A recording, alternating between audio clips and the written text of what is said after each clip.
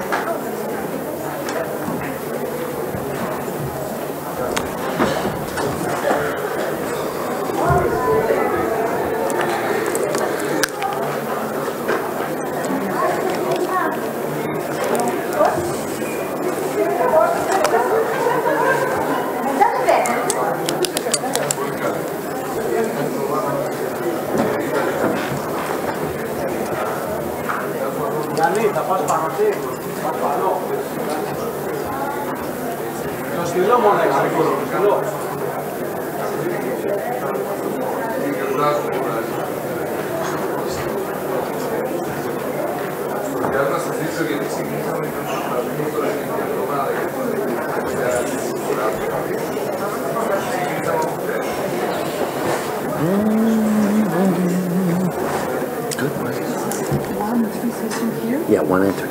Yeah. Yeah. No, actually, I was going to do one and a half. Yeah. Yeah. Okay, come on.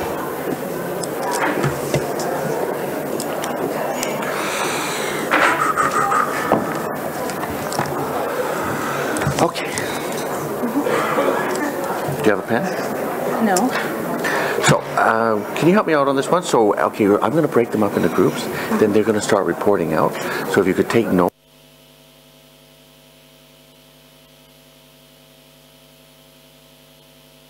Okay, great. Thank you very much for joining us. I know there's a lot of competition between Angelos and myself, so the fact that you chose to come to this one is a good sign.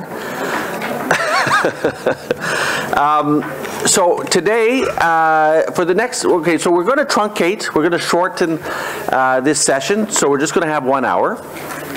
Unfortunately, because we ran a bit late this morning. And for this session, we're going to deal with two issues. We're going to deal with Group 3, the whole issue of the e-platform needs assessment. And then we're going to come and talk about Group 1, the audit manual.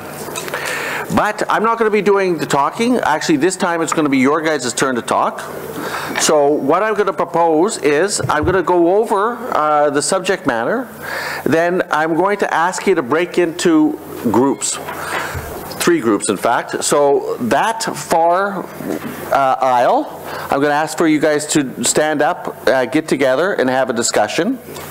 And you can identify, you know, in that discussion who's going to be speaking on your behalf. This section, again, you're going to stand up, you're going to get together and have a conversation, okay? And then this section is going to get together and have a conversation, and then this section. So each section, you stand up, you get together, and you're going to have a conversation. Okay, is that clear? Okay. Now you say, what are we going to conversation? What are we going to talk about? Okay, so we're going to talk about that. But just to get you ready so that each section, you're going to stand up, get together in a group, you'll have 10-15 minutes to talk, and then we're going to come back, and then you'll slowly report out. Neither. This could be yeah. Okay, so the first section what we're going to talk about is the needs assessment, and I want to say thank you to Catherine. Catherine's a student doing her master's in internal audit, and she's joined us from the university right across the street, and so we're very happy to have her, and so she's going to help me keep me on track. So in terms of okay, so what do we want to talk about? So the General Secretariat Against Corruption and the OECD are working on a terms of reference for an e-platform. Now the e-platform, we've talked to quite a few of you about the need for an e-platform, but now we want to have a consultation session with you to identify, to dig down a little deeper in terms of what could this e-platform be. Okay, so within 1 hour, well actually within 15 minutes, we're going to have you break off into groups, have quick conversation about your specific area, and then we're going to come back and then we're going to have a more general discussion that each one of you can report out. But the idea here is that we can leverage the fact that you're all here together and take the opportunity to do some consultation. Then once we've done that, then we're going to go briefly over the audit manual, okay? So, first of all, what are the areas? If we're going to develop an e-platform, the key areas, the key questions that we need to address, the first one is what is it for? What is the business need? Why do we need an e-platform? So that group over there, that far group, Vera's group, let's call it, that whole section there, is going to talk about why. Why do we need it? What is the business needs? And then I'm going to come back to that in a bit. Then the second group is going to let's call it Margarita's group. We're going to call it the content options. What should we put in this thing? What things should we be filling this e-platform up with? The third one is going to be, well, I'm going to add up the third one and the fourth one, and that's access and software. So this section right here, we're going to call it the access group, and you're going to talk about who should have access to this thing. So let's call it Pepe's group. Who's going to have access to this e-platform? What is going to be the technical question in terms of how we get access? And then this final group, let's call it Yanis's group, we'll be talking about implementation. Who's going to be responsible for maintaining this thing? Okay?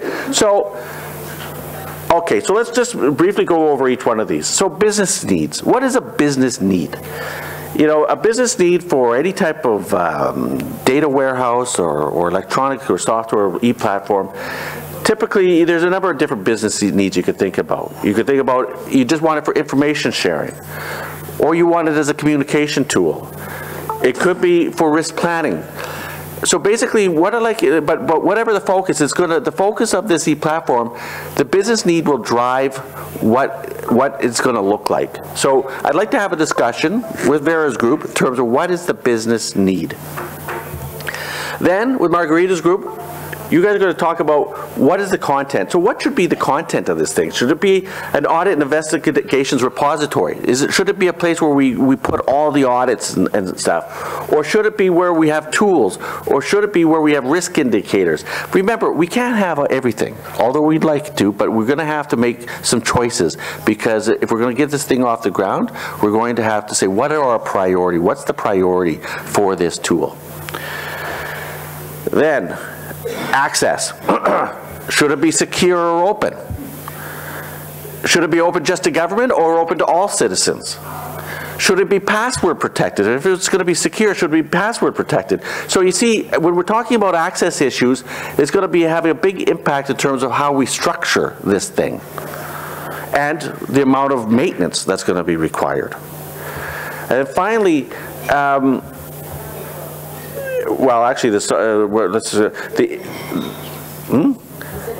Oh yeah, we're okay together. Okay, good, thanks. And then the other part that the access people can answer is, what are the software requirements? This one could be, it could be kind of technical, so I'm not going to worry too much about it, but if you have any thoughts, maybe you have some computer programmers among you. And then finally, implementation considerations. So what is a realistic time frame? Who's going to be responsible for it? Who's going to implement this thing? Okay? Because there's an awful lot of, when we spoke with you, people identified an awful lot of priorities for resources and all this kind of stuff. Right now, all we're attempting to do is come up with the terms of reference for this e-platform.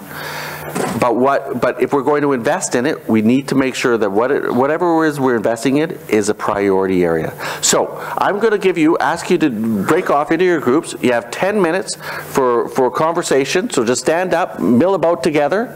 I know the room isn't that conducive to this kind of conversation, but by all means, let's give it a try. So Vera's group, Margarita's group, Pepe's group, and then Yanis's group. 10 minutes.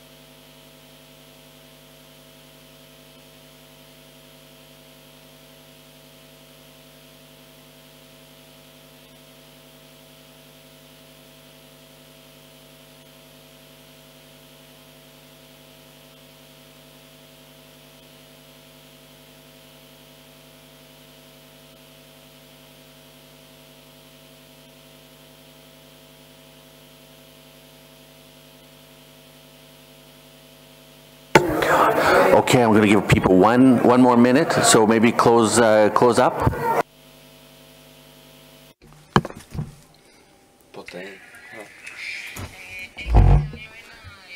You have 1 more minute to conclude your discussions. Thank you.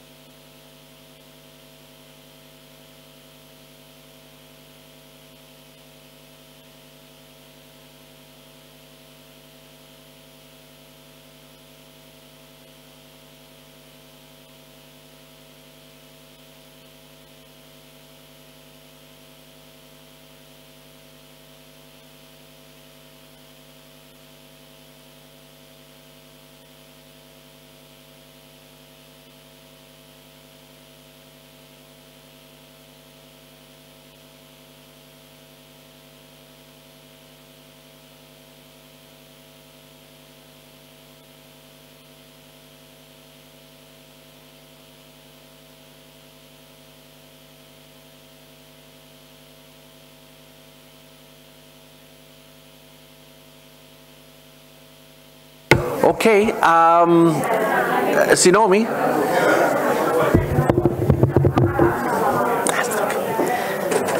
Έχετε ολοκληρώσει τη συζήτηση? Have you completed the discussion?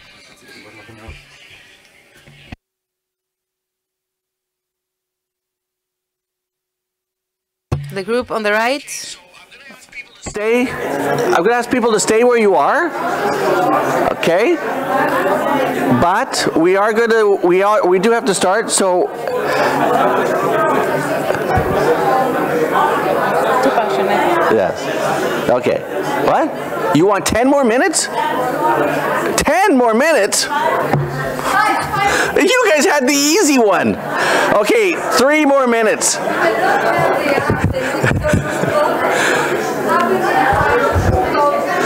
See, well, that's why we need to talk to each other now. I think that group over there didn't hear a word.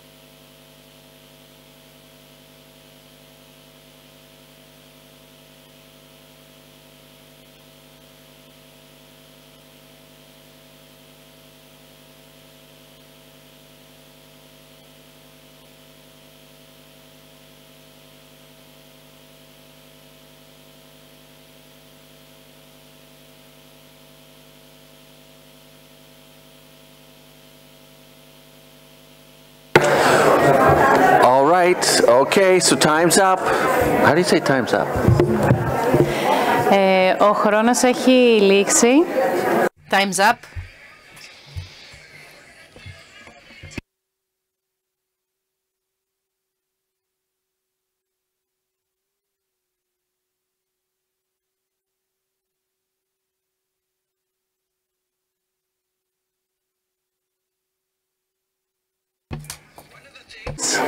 One of the things that's been mentioned to me that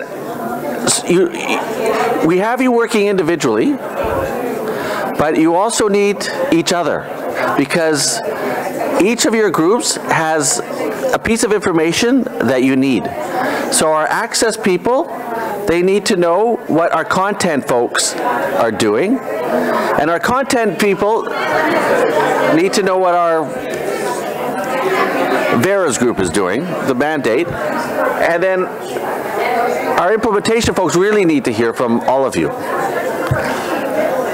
So let's pull it together and let's start.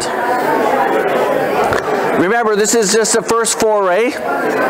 We won't be able to answer everything.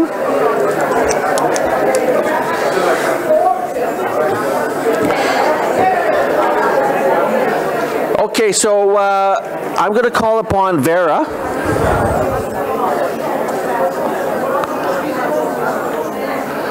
So, Vera, I'm going to call upon you, your group, to report out first.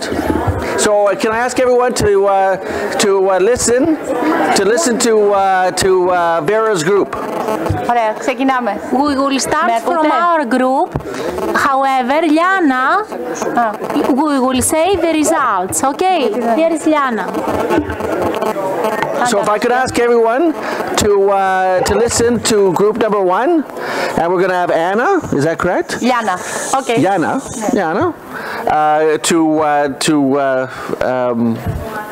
to report out. Λοιπόν, ονομάζομαι Λιάννα. My name is Yana Vakaloudi, and I work in the General Secretary for IT Systems in the Ministry of Finance.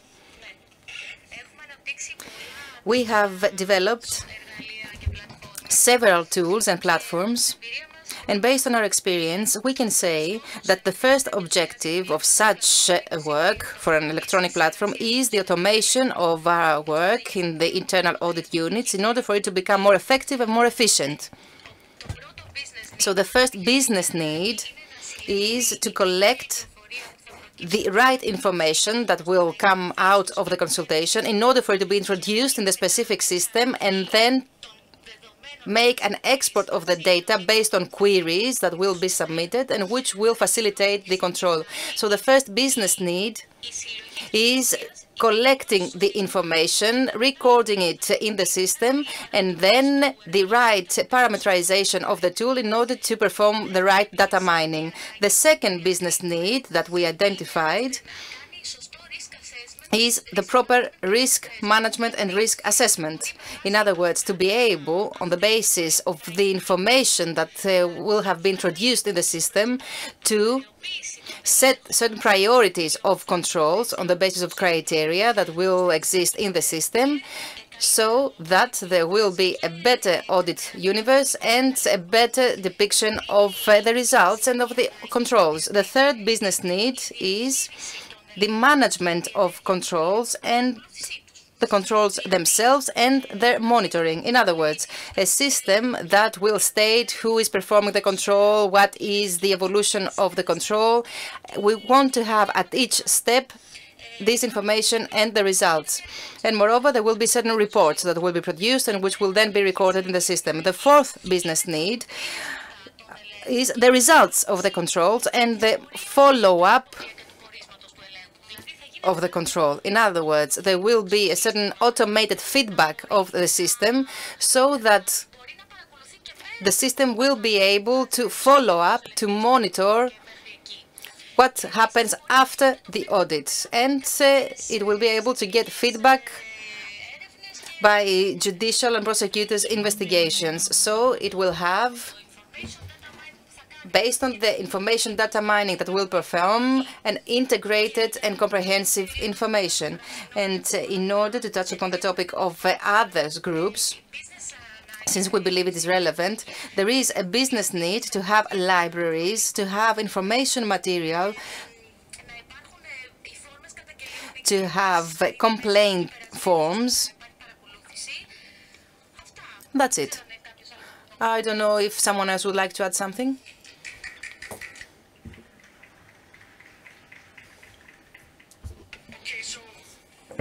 One of the things, okay, so you've outlined a whole whack of objectives, and they're all good. We can't argue with any of them.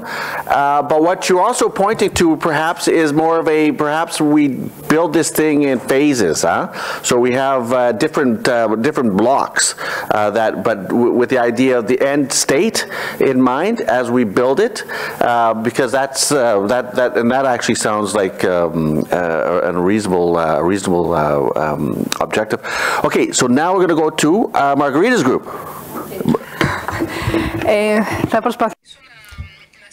I will try to give you a summary of the proposals that were submitted in the context of my group, and I would like to ask the members of my group if I forget something to help me remember it.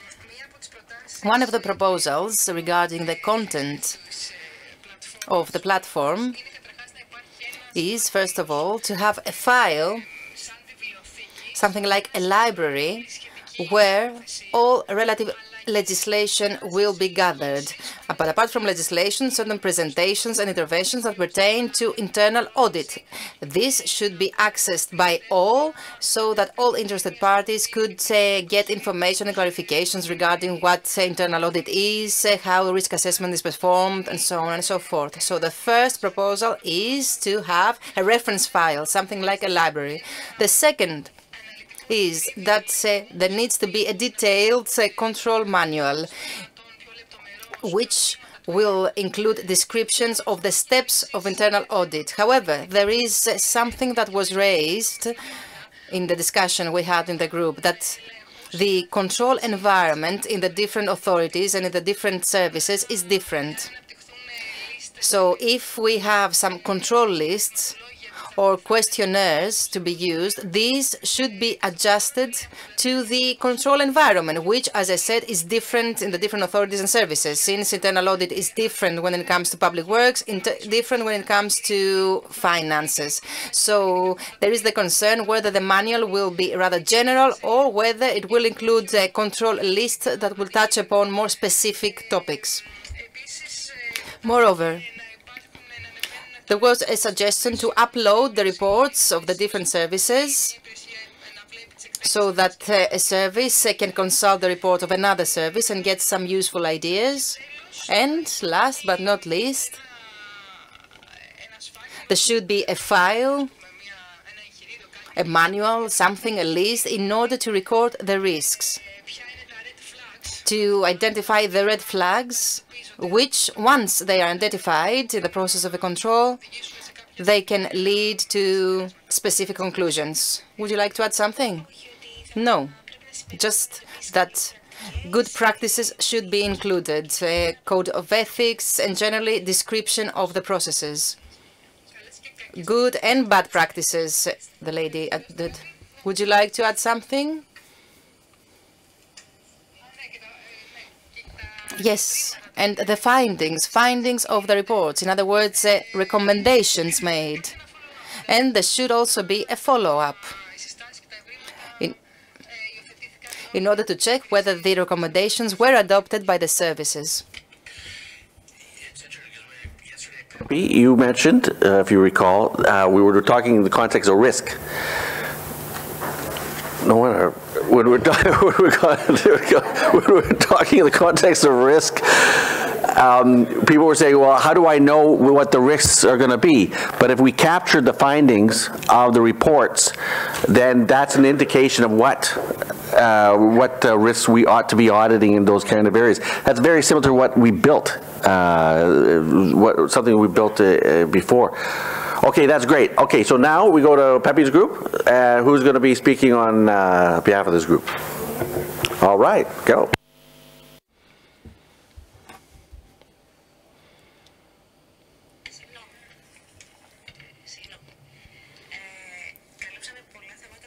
We talked about several different topics. However, we decided to focus on the issue of accessibility. That citizens should have, and auditors should have, to an electronic platform. As I said, as the first group said, complaints, audits, and results of audits will be recorded. Us, in our group, since we're coming from different inspectorate bodies of the public administration, we concluded on certain fields which cover different disciplines, different sectors. First of all, there are bodies like the ours, like the Inspector's Body of Public Administration, that receives complaints. And this is a field that could actually be integrated in an electronic platform. We will analyze who will be able to have access to that. Apart from complaints, there can be another stimulus for audit, like, for example, a notification by the General Secretary of Public Revenues. They have certain objectives, and they say that this year our objective is to raise a taxation awareness for the citizens or to increase the revenues of the state. So we will perform audits focused on these. Or the Inspector's Body of Public Administration saying that we are going to have a horizontal control of all the contracts of services amounting over a specific amount in all the municipalities of Greece. Or there may be a prosecutor's judgment that can provide a stimulus for an audit. All these constitute a system of categorization on the basis of importance in order for us to choose which one we are going to control first. So we proceed to the first stage of planning and scheduling of controls, which is undertaken by a superior level of the inspector's body, that is, by the group of the head inspectors, who are the most experienced inspectors and who are in the position to judge on the basis of the previous experience and on the basis of their knowledge which control can actually be included in the archive and which audit and control should proceed. Then we suggested to have different groups of inspectors comprising auditors, inspectors, and other capacities in order to result in a report which must necessarily include certain proposals and certain findings. Now, these proposals, and we would like to have proposals that will pertain to an improvement of the state legislation or to touch upon certain gaps of the legislation and make proposals for their correction. Then, on the basis of the body where we work, for example, the inspectors of public administration trace certain disciplinary or criminal responsibilities of the employees. Similarly, the finding will reach the hands of the I apologize, but it is the third group that pertains to accessibility, isn't it? Yes, I'm analyzing it. Yes, but we have not talking about the main topic. Who should have access, whether there should be a code. Yes, I analyzed it a bit further so that can then give you the arguments on who has to have access. Okay. Let's talk about the first field, the planning and scheduling of audits. I believe that access should be restricted within the realm of each body and only to those who are responsible for scheduling. That is, the head inspector, the head auditor. They should have access to all the different elements of planning, complaints, why they decided to file or why they decided to proceed to an audit and control, where the complaint comes from, and so on and so forth. Now, access to this could also be given to the public, to all the Greek citizens, but only on the basis of the statistic data. In other words, say, for example, that for 2016, the General Secretary of Public Revenues, all the Inspector's Body of Public Administration, have received 20 prosecutors' judgments, have set as an objective to increase the public revenues by 15%, have set an objective to combat tax evasion in that sector, to audit 5 customs offices, or that they have received 1,000 complaints by citizens, and they have planned 10 audits in municipalities, 5 audits in legal entities or public companies. And this could be open to the citizens. And as Mr. Dimopoulos said, given the global mentality of open data, what we will have to justify is not what we will leave open access, but what we will reserve closed access. Okay. It's interesting because you link it to open data. And I hate to keep on going back to Canada, but it's where I'm from. Our Prime Minister has challenged the public service to make all of our data open. So it's not only the data, but how we arrive at our decisions are to be open. We're fighting it, right, tooth and nail, but that's what they want. And the politicians, we have to try to serve their needs, but. No. Can I say something about Canada? Can I say something about Canada? Your Prime Minister has the Trudeau meter. Not the Prime Minister. I believe it is a civil society group. There is the trudeaumeter.org, trudeaumeter.ca. This is the website that measures the efficiency and effectiveness of the government, and says that pre-electorally you promise that you are going to do that you are going to increase the subsidy for hospitals by that amount. The competent minister is that person. And there is also a timeline, and there it presents. Has a decision been made? Yes, no, why? And I believe that this is very innovative. We're going to have to run to the last group, otherwise we're not going to get them in. And they've done a lot of work, and we need to know how we're going to implement this thing, and so they have the answers for that. So, Yannis. Για την ομάδα μας.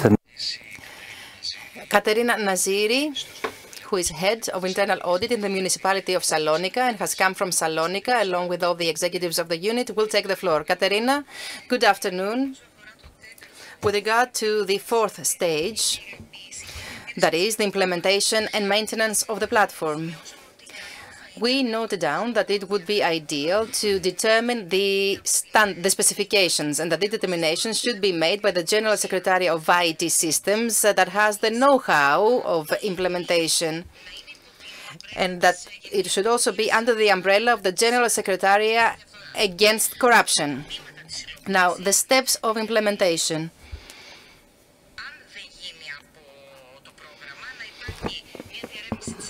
There should be an investigation of the markets regarding the cost of the platform. There should be the development of the system on the basis of structured interviews in order to have a clear identification of the needs of the users of the program. There should be a pilot implementation for a rather extended period of time, and I will come back to that later on. And there should also be a training of the users so that they can easily use the platform. There should also be a manual including all the instructions, and which should also be online and should be updated. Then there should also be a communication form. And now, with regard to the realistic timetable for implementation, we believe that it should be 15 months before the completion of this specific program by the OECD. And that the remaining time should be dedicated to the implementation, which will actually identify the problems arising from the use of the platform and thus allow their correction. And something else important is, of course, maintenance, because if we cannot maintain a tool, there is no point developing it at the first place. With regard to the update and upgrade of the tool, again, responsible for that will be the General Secretariat Against Corruption. It will be responsible for control. There will be a continuous update of data. If there is a legislation, of course, that allows other parties to participate, they should have access to that. And that's all I had to say. Thank you very much.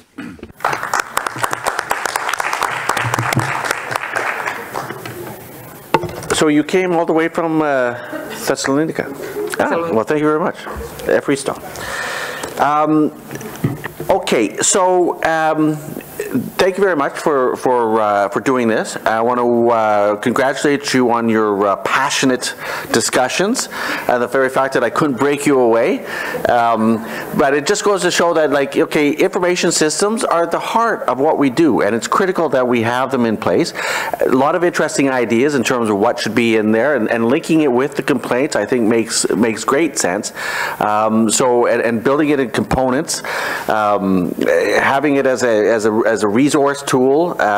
So there's a number of different things that what we're going to do is, like, we've been asked by the General Secretariat Against Corruption to pull together potential terms of reference, and we're engaging IT expert as well, so that we have the platform part of it. But obviously it's your needs that have to drive this thing. So I think we've got a lot of meat to work with, and I want to thank you for that. Angelos, how much time do we have? We have 5-10 minutes and wrap up and get some more insights. Okay, because we did have the audit manual, so maybe if I could just take a couple. Yes, of course. Yeah. So look, I wanted to take the opportunity. We were going to have a session on the consultation around the audit manual, but remember, we're going to be sharing all these presentations with you. We're going to be shipping off all the presentations to you afterwards, and we're going to be holding all their sessions on the manual as well. But for now, I kind of wanted just to give you kind of a sense of where we were thinking of going with this manual. This is the key deliverable of the OECD General Secretariat Against Corruption project for this component. And it kind of wraps up a lot of the different types of things that we've been talking about. But based upon, and I know there's a number of manuals out there, we're going to build on those too. So there's no sense in, we want to build on the good work that's been done, particularly the GAO has done some and so forth. But one of the things that we after talking with you is kind of apparent that part of this is, I think it's got to be a maturity model, and it's got to be a very simple maturity model with the steps that are achievable and doable, but measurable. Okay, so at the end I'm going to come back to it, but part of this, the whole underlying thing here is how can we measure progress and demonstrate progress? Because if you can't measure and demonstrate progress, then how do you know you're going in the right direction? How do you know when you're there? So a lot of these steps actually we're going to have a reporting framework afterwards. We're going to talk with the General Secretary Against Corruption in terms of the reporting framework and who it should be reported to. But in my mind, it really ought to be reported to a very high-level body, parliamentary committee, Prime Minister's office, something like that, so that the emphasis and weight of the reporting is there. But let's just talk about the maturity model. The first one is how to build an effective IA unit. So what's it going to take to actually put the nuts and bolts together in terms of your unit? And I have a little star beside some of these, and the star is where we have hands-on tools. So there's a number of tools that are required for an IA unit, job descriptions, competency profiles, examples of audit charters. So what we're going to do is a number of these, and it's not just a cut and paste, because like audit charters, job descriptions, they have to be built inside. So you can have the structure, but we're going to have to tailor them to them. Now there's only so much tailoring you can do, right? So you can have your basic one, but public works, how they use it versus transport, there's going to have to be some work on the part of the individual ministries to make it their own, but we'll set up the foundations. The second one is how to assist programs and services to get audit ready. We can't just jump and start doing audits. The auditee has got to be ready to be audited. Therefore, one of the big things about this manual is going to be focusing on the consultation side of the audit equation. If we recall, there's two parts of an internal audit mandate: consultation, not consultation, I've got the wrong word, by consultative services, and then assurance. The consultative assurance is where we work with program managers to help them build the controls that are necessary, because if we go in there and audit, we're going to say, okay, these controls aren't there. We know that. They don't have the written, in a lot of cases, if they don't have the written procedures, they don't have policies, they don't have a controls function, then why audit? So a big part of this is doing tools with them like control self-assessment and audit readiness. So one of the things we want to do is we want to have a section of this manual to help you work with managers to help them develop the necessary internal controls. It's a different way of thinking, for sure. It places a lot of the accountability on the part of the individual manager, but I must confess, back in the 1990s, when I was working in a department, this is exactly what we did.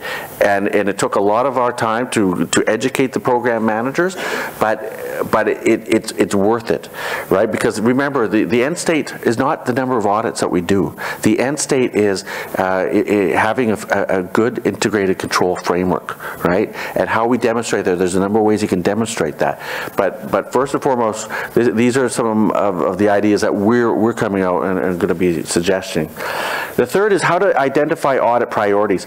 So we talked yesterday about doing risk-based audit planning, and a number of you said, well, we don't do risk-based yet. We're not there yet, and that's fair enough. But you know what, though? I mean, like I often say, and the UK approach, remember what he said? He said they actually use the risk registries of the program managers. You don't have that. So like there's different ways that you can actually do risk profiles that are an awful lot easier than you think. And part of it is just having a risk template, very similar to the one that Angelos presented yesterday, and having a discussion with senior management on a regular basis. And then from that discussion, identifying areas to go forward.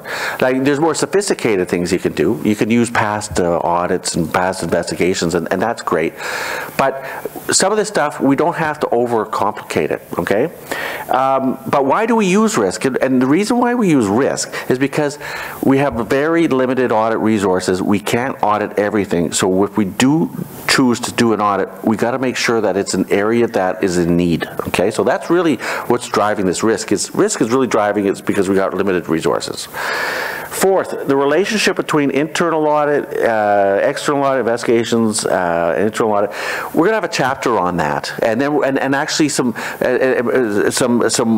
I found quite helpful is that if you create one-pagers on certain types of issues that are easily accessible. So just real quick, one-pagers, so that because we have to start unpacking that. And I know the word for control. What is the word for control in Greek?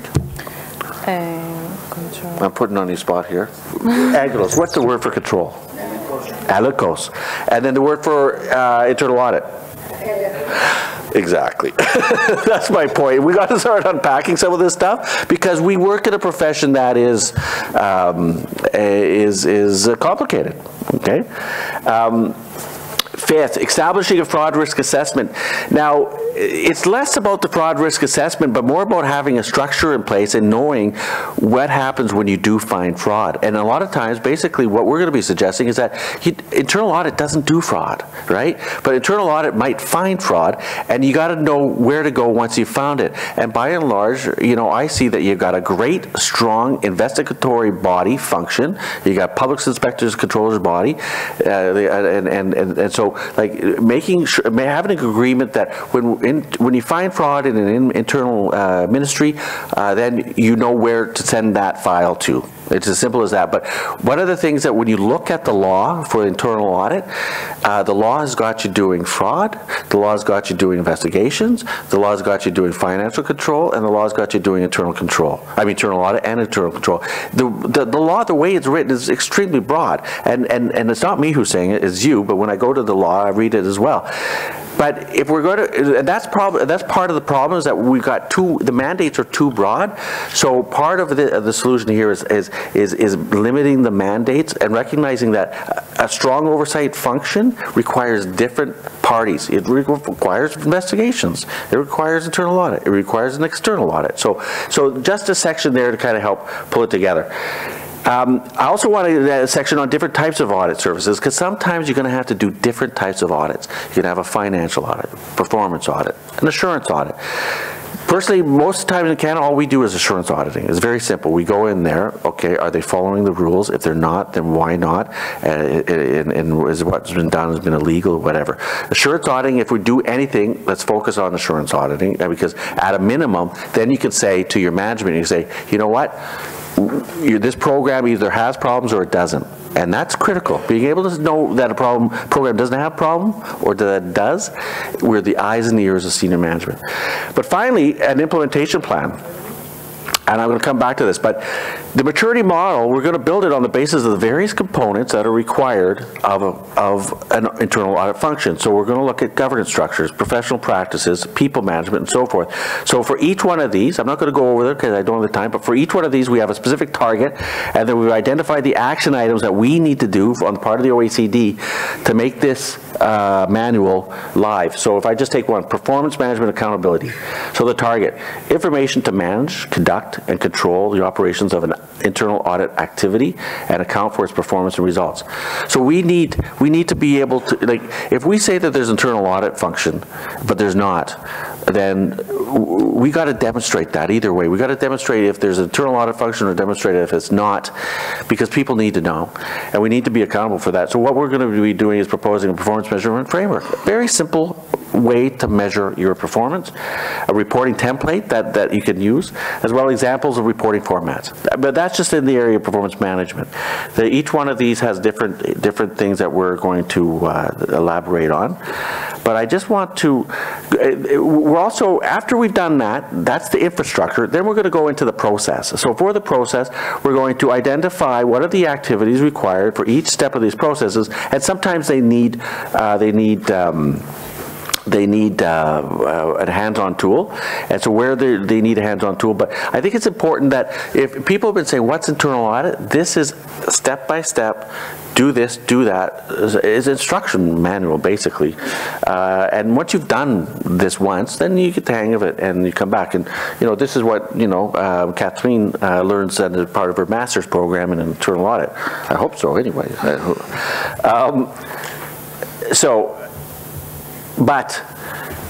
But let's talk about implementation. And implementation, what we're going to be proposing is that we do this. First of all, we're going to have a pilot project. So we're going to do this. We're going to create it. We're going to consult with you, and then we're going to have a pilot project. I'm really hoping that the Ministry of Health will step up and participate as the pilot, but we'll see. And then once we have that pilot project, let's face it, we're only going to be able to implement a certain amount, right? And I'm hoping the control self-assessments would be the thing we focus on. It then once we've done that, we're going to have a plan, work with the General Secretary Against Corruption, we're going to have a plan where we're going to propose that it be phased in 3 phases. So we have Tier 1 ministries, Tier 2 ministries, and Tier 3 ministries. Tier 1 ministries would be the ones that are just critical for services to Greeks, and so we'd want to make sure that we're focusing on those, whereas the Tier 3 ones are less a priority, and I don't want to say which ones come to mind, but probably more internal, the ones that promote more internal services. Then the second one we're going to be recommending is implementation of targets. So we'll develop actually implementation targets. For example, independence mechanisms. We're going to create targets for the creation of independence mechanisms so that we can actually measure your implementation of certain, like, for example, an independence measure is a charter. So how many of you actually produced a charter that's been signed off by your senior management? Infrastructure mechanisms. Let's go to third. I think third is one where we're really going to have to negotiate with the General Secretary Against Corruption. But one of the things that there's a resounding focus is around human resources. And the question is whether or not we can create human resource targets to be developed based upon risk and size of organization. Now, I know that the human resources are probably one of the most valuable, scarce resource there is in the Greek government. So I'm not kidding myself. I'm not trying to kid you, but I do think that the GAO, their recent report that they gave to the legislature, was clear in terms of recommendations around human resourcing, and so if it is going to happen, I'm going to suggest that we create objective targets that can be reported on. 4, professionalization of the internal audit function, capacity targets. So here we'd create actual capacity targets. And we talked about some of this, and some of this is pie in the sky, I know, call me the dreamer, but membership options, looking at training target options. These are not things that we can necessarily do, but these are options that we can think about in adding to the thing. And then finally, report. And again, here I'm perhaps dreaming, but suggesting some type of reporting to the Prime Minister in terms of the implementation of this plan, because I think that's the kind of level that you really want, because internal audit, like I mentioned yesterday, internal audit writ large investigations is the bedrock of any anti-corruption campaign, and I think that there is an appetite at the political level for this. We've seen the launch 2 months ago. We had the Vice Prime Minister's talk about his commitment to it. So these are the types of things that from the OECD will, again, it's very drafty. The idea is we want to consult with you, and that's why I put it here to start a conversation. We're only going to be, the actual first draft of this is due in February, so it's early days. We'll be sending this out to you, so we'll be seeking any written comments that you may have.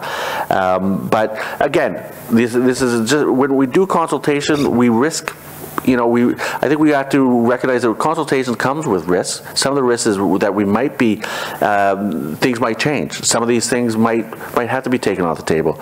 Other things might be placed on the table. But it's a process, and this is an iterative process that we want to hold with you. So, Angelos, where we stand in terms of time? Okay, wrap it up. In terms of the questionnaire, are you going to use it as a exactly. Good point. I mentioned yesterday we're going to have a questionnaire. We're going to be shipping it off in January, and part of that was we're going to build some of this into that questionnaire so that we can get your viewpoints.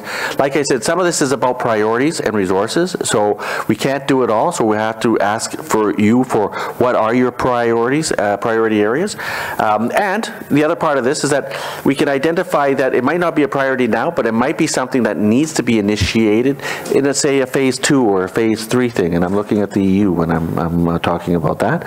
So I'll leave that there. So, well, for now, I guess what we're going to do is we're going to break. Oh, you got a question? Yes? Well, it's a general question, actually. Contemplating all these things, I would think that we are in an introvert mood rather than extrovert mood. So, indeed, people that have already been involved in internal control or in auditing, etc., are proposing things. This has a risk that is the conceptual blockbusting that has been existing because exactly we have been on this track for a long time, so already we have some patterns in our mind.